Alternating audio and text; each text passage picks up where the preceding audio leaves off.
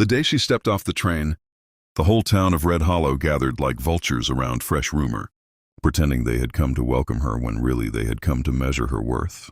Clara Whitmore stood on the wooden platform clutching a small carpet bag, her boots too clean for the dust that ruled this place, her eyes searching for the man, whose name she had memorized from letters. Written in bold, careful strokes, Ethan Cole, rancher, widower, honest man seeking companionship.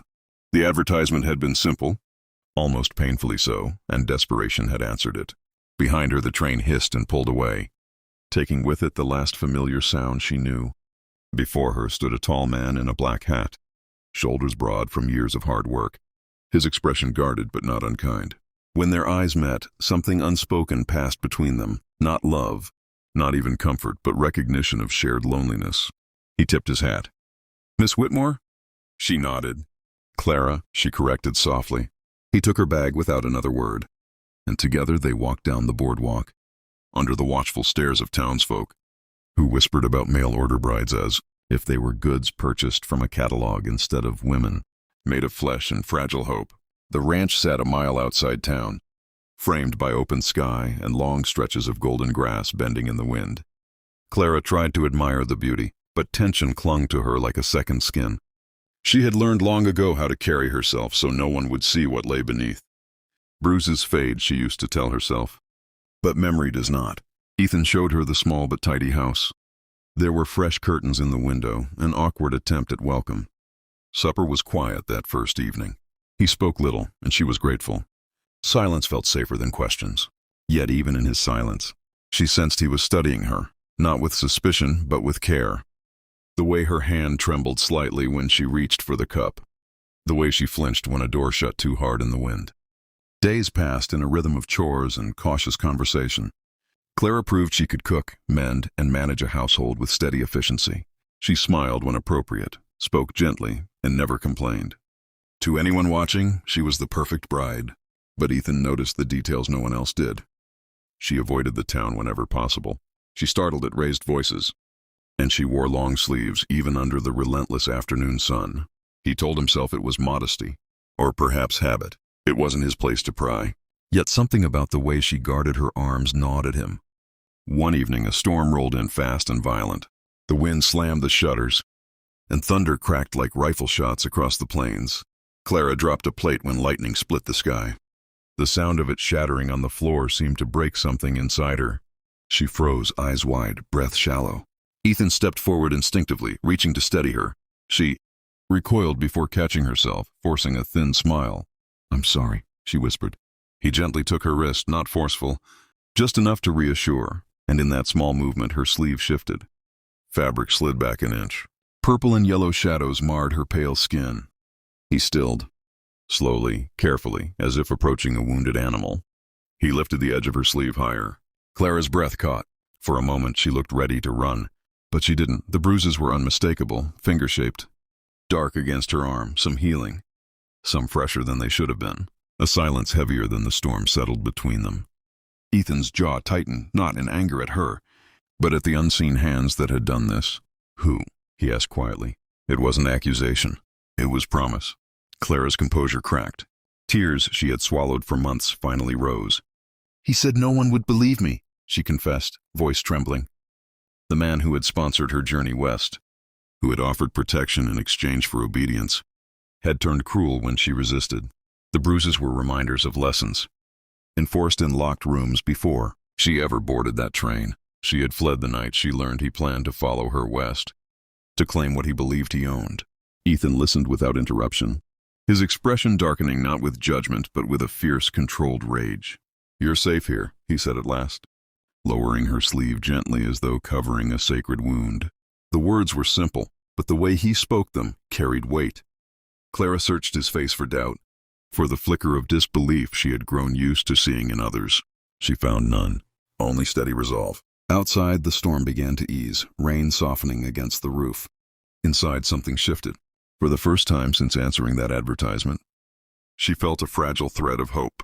But peace in Red Hollow was never simple. The next morning, a rider appeared on the distant ridge. Clara saw him first. Even from afar, she recognized the posture, the way he sat a horse like a man who believed the world owed him obedience. Fear drained the color from her face. Ethan followed her gaze and understood without explanation. The past had come riding back, and this time it would not find her alone. If this story is pulling you in, if you feel Clara's fear and Ethan's quiet strength, make sure you stay with us until the end. And don't forget to subscribe to the channel for more powerful frontier tales of courage, love, and redemption. The writer reached town by noon, and by dusk, word had spread that a stranger was asking questions about Ethan Cole's new bride. Clara stayed inside, hands clasped tightly in her lap, while Ethan saddled his horse with deliberate calm. He wasn't a man who sought violence, but he was a man who understood it. Before leaving, he knelt in front of Clara so they were eye to eye. "You don't belong to anyone," he said firmly. "Not him, not even me. You stay here, I'll handle this." It was the first time someone had spoken to her, not as property, not as burden, but as equal. In town, the stranger's charm wore thin quickly. He introduced himself as Harold Finch, claiming Clara was his fiancée who had fled in confusion. Some townsfolk shifted uneasily, recalling the bruises they had pretended not to notice when she first arrived. Ethan approached the saloon where Finch stood spinning his story. The room quieted. Two men measuring each other rarely needed introductions. "She came west under my protection," Finch said smoothly when Ethan stopped before him. "I'm here to collect what's mine." Ethan's gaze turned glacial. "She's not something you collect." A murmur rippled through the room. Finch's smile faltered. Pride is a dangerous thing in men used to control. He stepped closer, lowering his voice. "You don't know what she is." Ethan didn't flinch. "I know what you are." The confrontation spilled into the street, boots striking dust.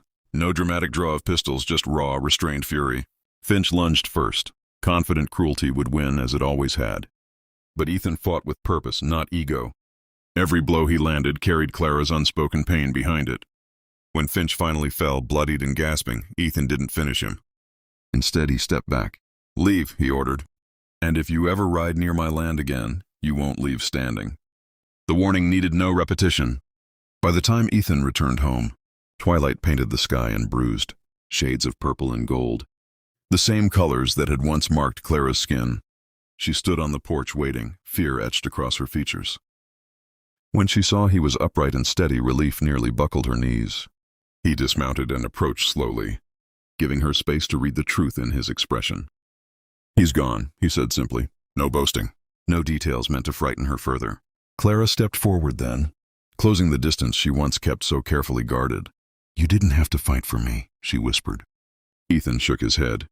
"I didn't fight for you because you're mine. I fought because you deserve to choose your own life." The words settled deep within her, healing places no medicine could reach. For the first time, she touched his hand without hesitation. Healing did not happen overnight. There were still storms that made her flinch. Still nights when shadows seemed too long. But each time Ethan met fear with patience instead of force. Slowly, laughter returned to the small ranch house. Clara began visiting town on her own terms, head held higher. The whispers faded, replaced by respect. She was no longer the mail-order bride people pitied. She was the woman who had survived. And the man beside her was known, not for possession, but for partnership. One quiet evening, months later, Clara rolled up her sleeve willingly. The bruises were gone, replaced by unmarked skin warmed by sunlight. Ethan brushed his fingers lightly over her arm, not searching for pain this time, but marveling at resilience. "No one else noticed," she said softly, remembering that first night. "I did," he replied. And in that simple exchange lived the foundation of everything they were building. Not grand declarations, but careful attention. Out on the plains, the wind carried away the last traces of a violent past. The ranch thrived, so did they. What began as a transaction born of loneliness had transformed into something neither advertisement nor arrangement could have predicted, a partnership, forged in courage and defended with quiet strength. If this story moved you, if you believe in second chances and the power of someone finally seeing the truth beneath the surface, subscribe to the channel and join us for more unforgettable stories from the frontier. Your support helps these powerful tales of hope and resilience reach even more hearts.